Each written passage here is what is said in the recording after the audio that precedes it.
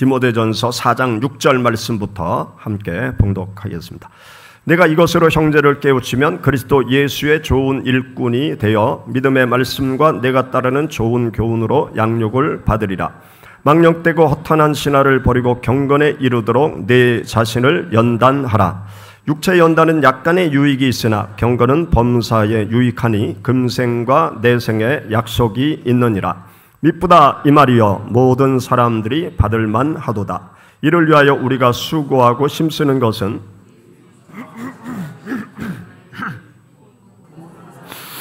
믿는 자들의 구주시라. 너는 이것들을 명하고 가르치라. 누구든지 내 연소함을 업신여기지 못하게 하고 말과 행실과 사랑과 믿음과 정절에 있어서 믿는 자에게 본이 되어 내가 이를 때까지 읽는 것과 권하는 것과 가르치는 것에 전념하라. 내 속에 있는 은사 곧 장로의 회에서 안수받을 때에 예언을 통하여 받은 것을 가볍게 여기지 말며 이 모든 일에 전심전력하여 너의 성숙함을 모든 사람에게 나타나게 하라. 내가 내 자신과 가르침을 살펴 이 일을 계속하라.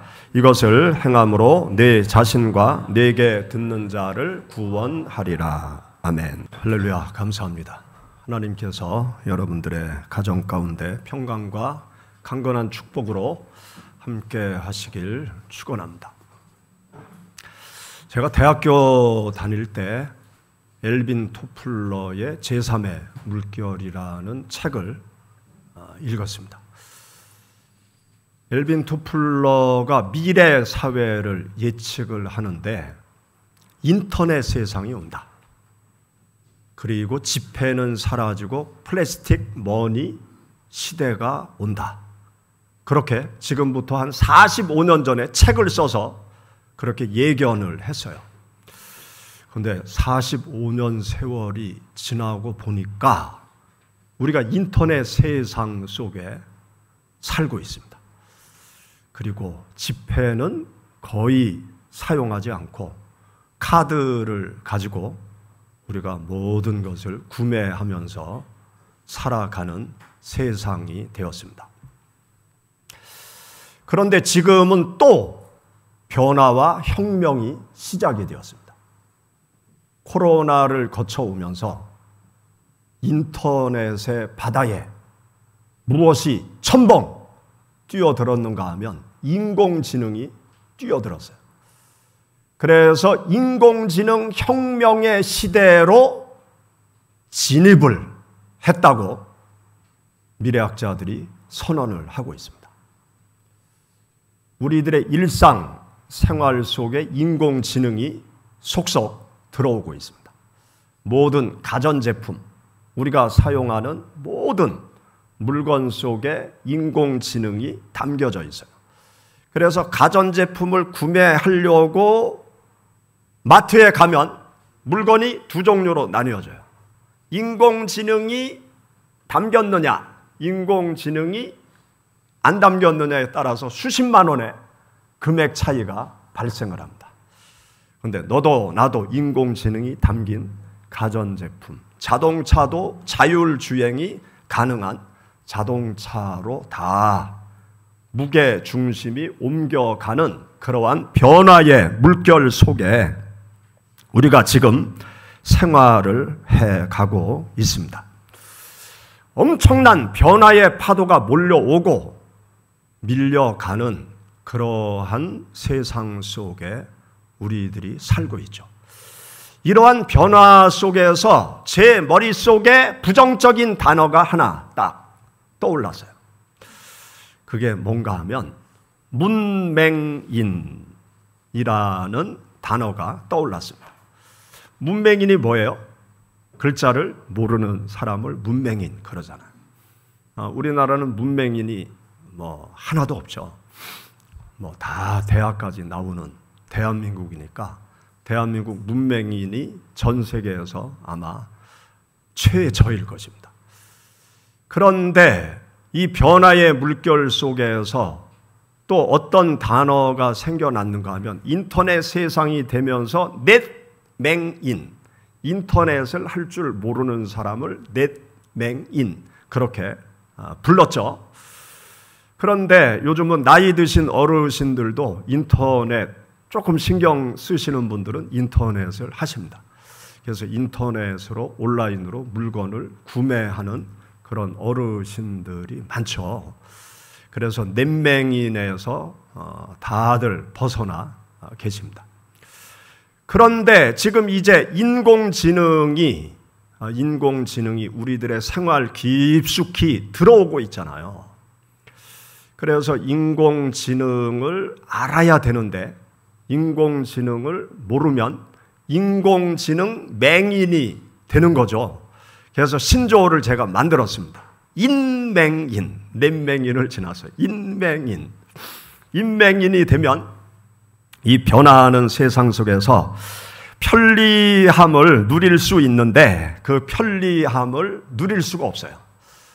그래서 여러분 인공지능에 대해서 관심을 많이 가지시고 우리 어르신들도 인공지능을 좀 배우시기 바랍니다.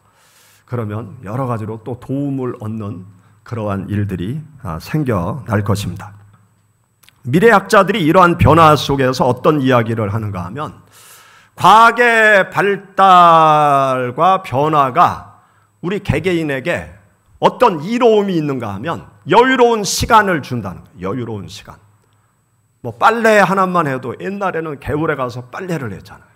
그런데 개울까지 갈 필요 없고 또 빨래하는데 매어 달릴 필요도 없고 출근하면서 세탁기에 빨래거리를 집어넣으면 알아서 다 빨래하고 건조까지 해주니까 그 빨래하는 시간이 남잖아요.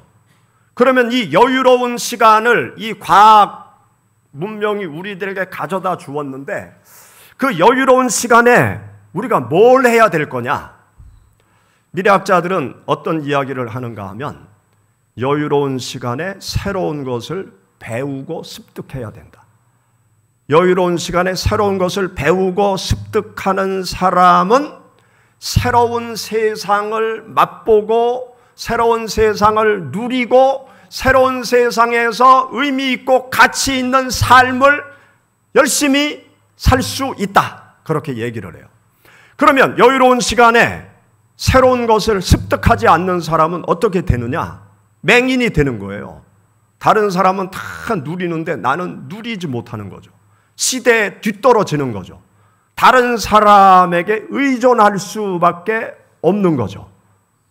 우리가 여유로운 시간에 지혜로운 사람은 새로운 것을 배우고 습득하는 그러한 지혜로운 삶을 살아가는 거죠. 이렇게 우리가 사는 세상이 엄청난 변화 속에 있습니다. 그런데 우리 대한민국 안에 이러한 변화 외에 우리 대한민국 안에 급속도로 변화되는 아주 중요한 현상이 하나 있어요. 그게 뭔가 하면 인구 변화.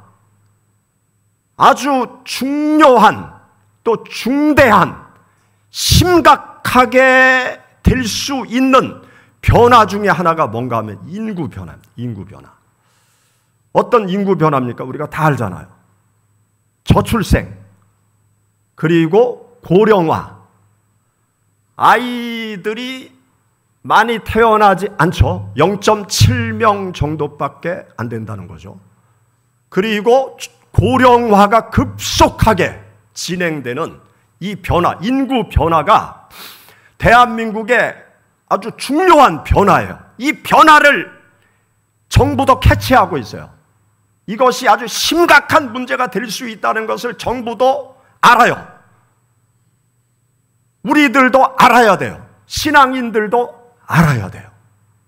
알지 못하면 심각한 문제가 발생될 수 있습니다. 이것을 알고 우리가 배우고 준비하면 심각한 미래가 아니라 우리가 누릴 수 있는 또 의미로운 미래를 교회가 맞이할 수 있고 한국이 맞이할 수 있는 것이죠. 고령화 현상이 어떤가 하면요. 작년 24년 통계로 정식으로 대한민국은 초고령 사회가 됐다. 그렇게 발표를 했습니다. 노인 65세 이상 노인 인구가 20% 이상이 되면 초고령 사회라고 부르죠. 그래서 우리 대한민국은 65세 이상이 20% 이상이 됐습니다. 그러니까 5명이 모이면 그 중에 한 분이 65세 이상이에요. 그리고 30년이 되면 4명 중에 한 사람이 65세 이상이 된다는 거죠. 그리고 40년이 되면 3사람이 모이면 한 사람이 65세 이상이 된다는 거예요. 그리고 50년이 되면 2이 모이면 한 사람은 65세 이상이에요. 50년이 안 올 것 같죠? 지금 20년 안 해요. 30년 금방 지나가요. 여기 60대 된 분들 90세가 되면 2명 중에 1명이 65세 이상 되는 거죠. 여러분들 제가 보면 다 90세 이상까지 사세요. 왜냐하면 우리나라 평균 기대 수명이 계속 늘어나고 있거든요. 평균 기대 수명이 2010년만 해도 80세, 2020년은 83세, 2030년이 되면 85세, 2040년이 되면 87세, 2050년이 되면 남자는 86세까지 살고 여성은 92세까지 산다는 거예요. 통계적으로. 그러니까 다 90세까지 사는 거죠. 이렇게 노령 인구가 급속도로 많아지는데 저출산의 쓰나미가 한국을 덮치고 있는 거죠.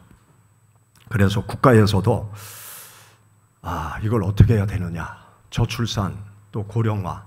그래서 지금 이제 여러 가지로 논의에 들어갔죠.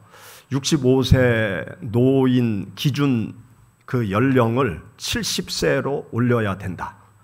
그러면 정년도 늘려야 되지 않느냐.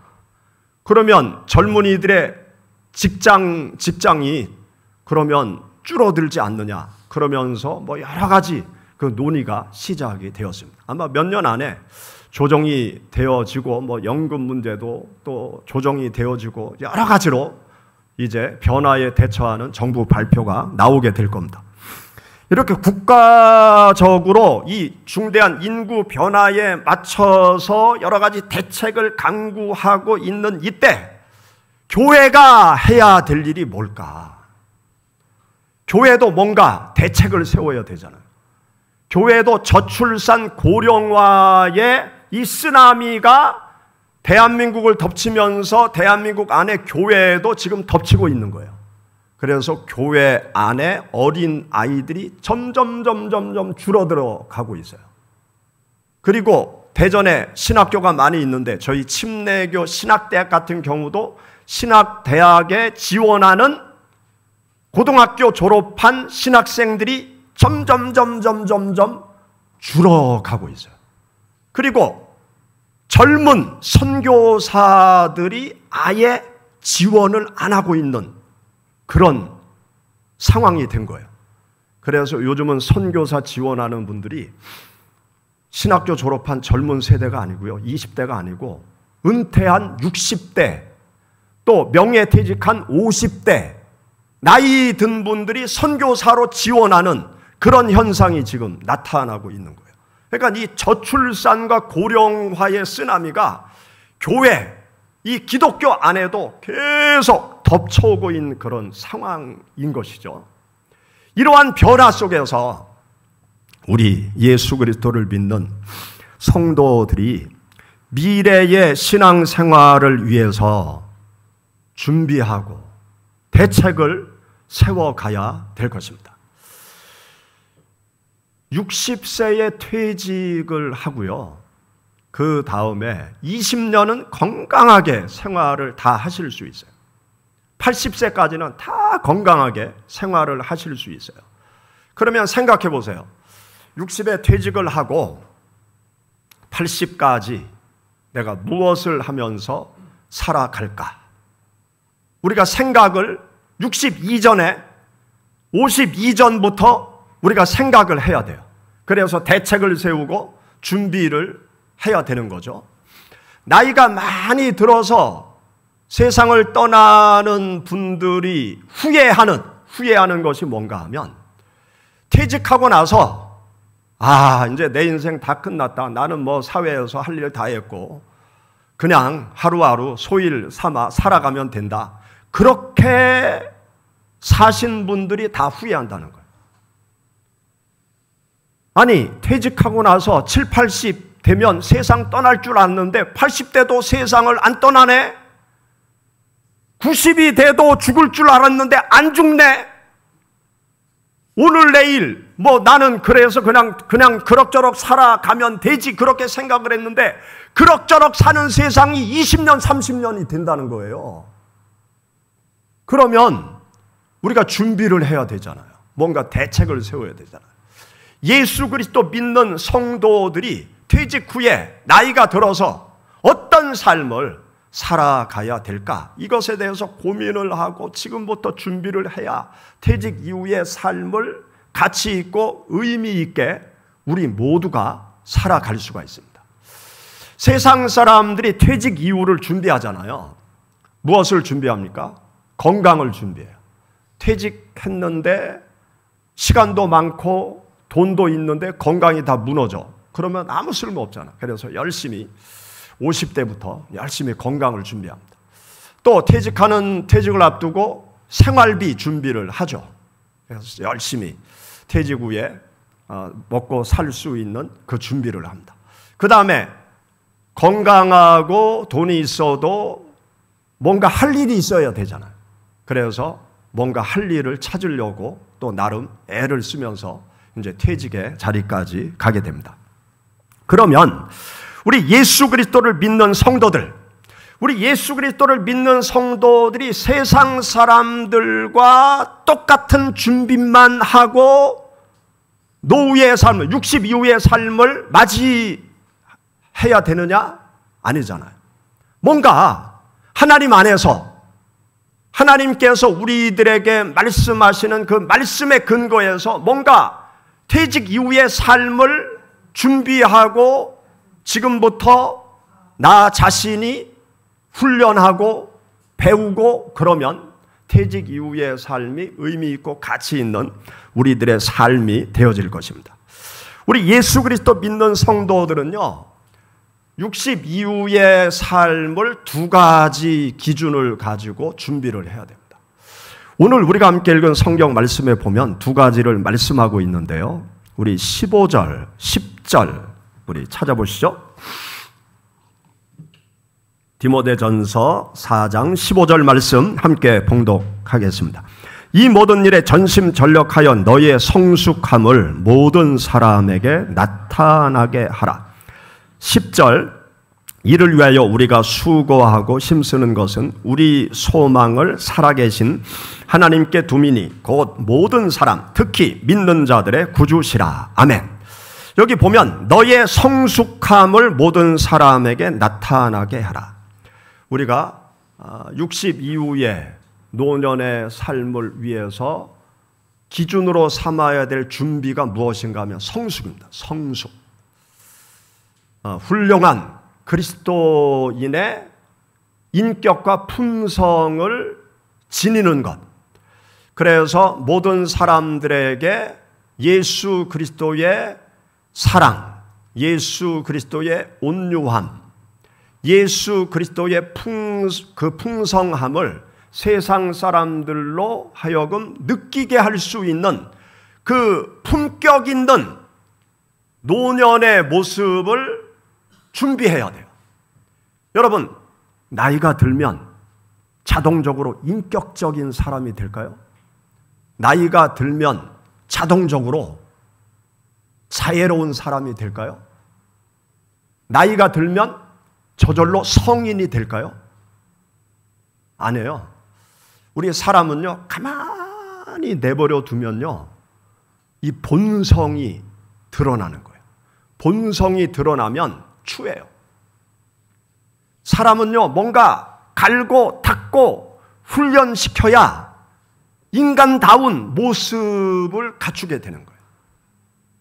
그런데 우리가 성경 말씀을 보면 그리스도의 장성한 믿음의 분량, 하나님의 거룩함을 닮으라고 말씀하고 있잖아요.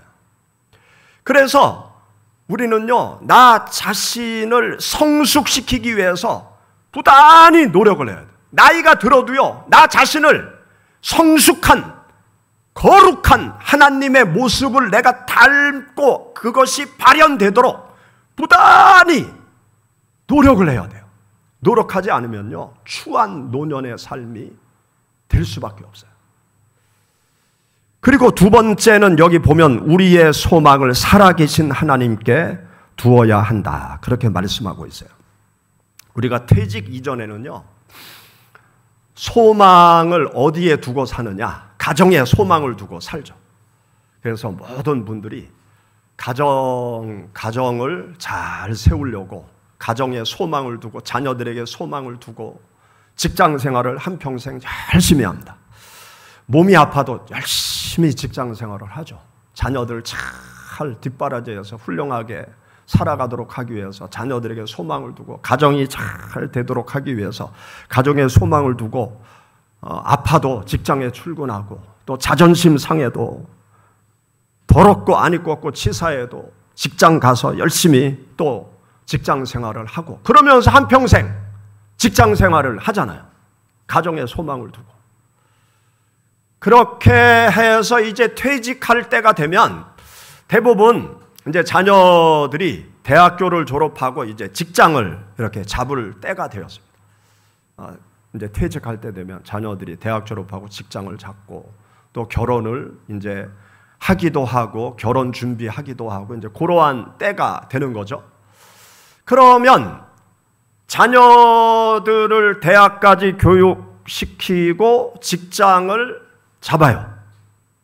그러면 예수 그리스도 믿는 부모들은요, 거기까지만 하세요. 거기까지만. 계속 자녀들에게 소망을 두고 자녀들에게 매달려서 자녀를 위해서 한평생 살다가 하나님 앞에 가려고 하지 마세요. 자녀들 대학 졸업시키고요, 직장 잡으면 그 다음부터는 하나님께 소망을 두세요. 하나님께.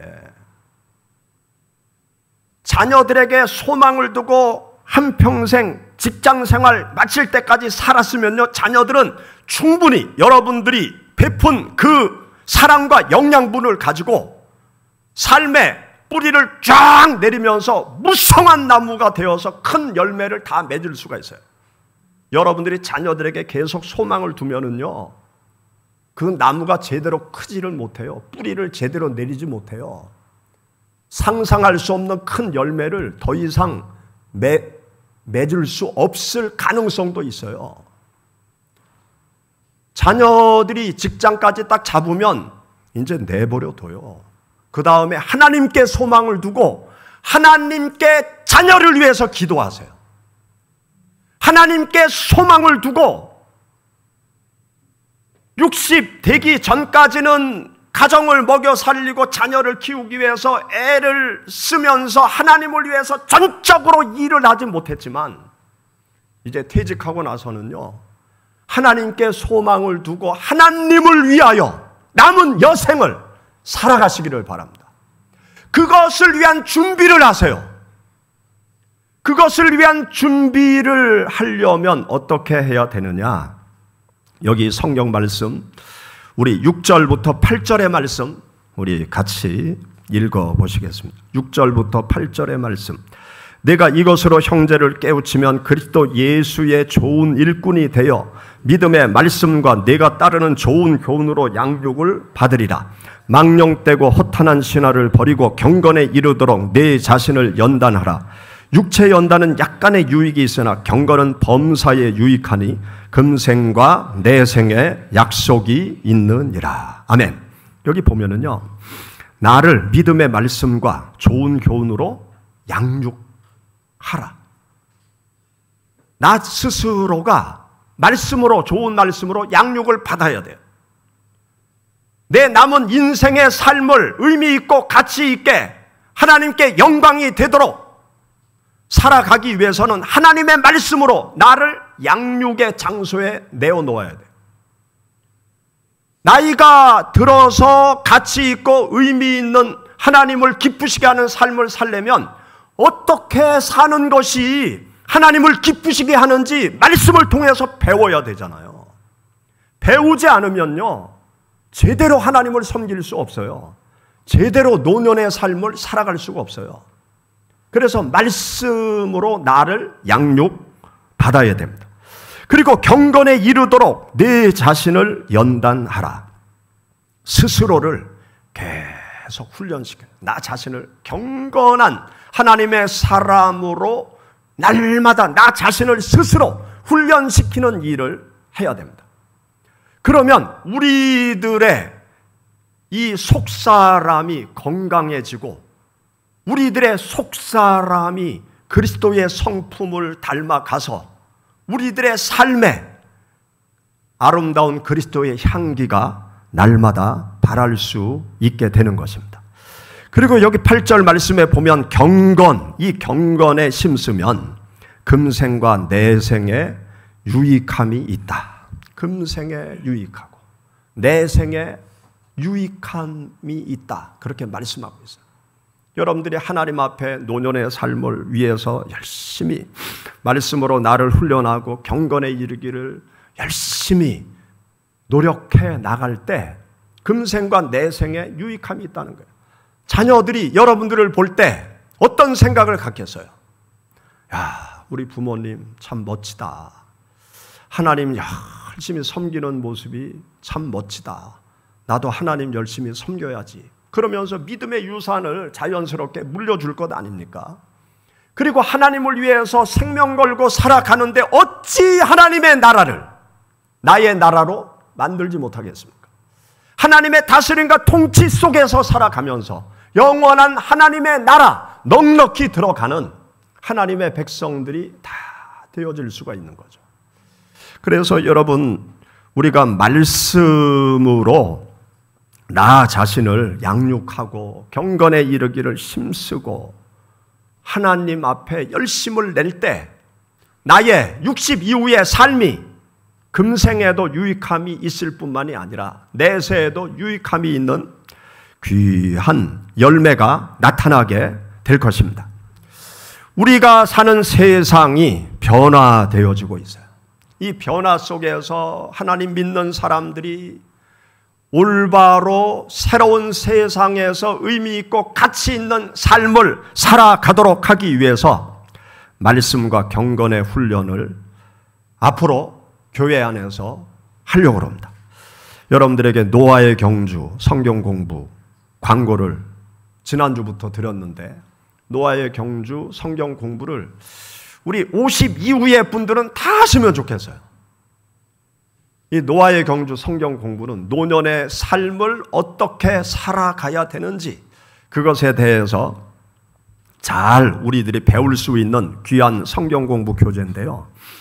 여러분들이 다 참여하셔서 노후의 삶, 퇴직 이후의 삶을 하나님 앞에서 영적인 성장의 시간을 가지면서 미래를 준비해 갈 때 금생과 내생에 유익함이 있는 놀라운 축복된 미래를 맞이하게 될 줄 믿습니다. 같이 기도하겠습니다.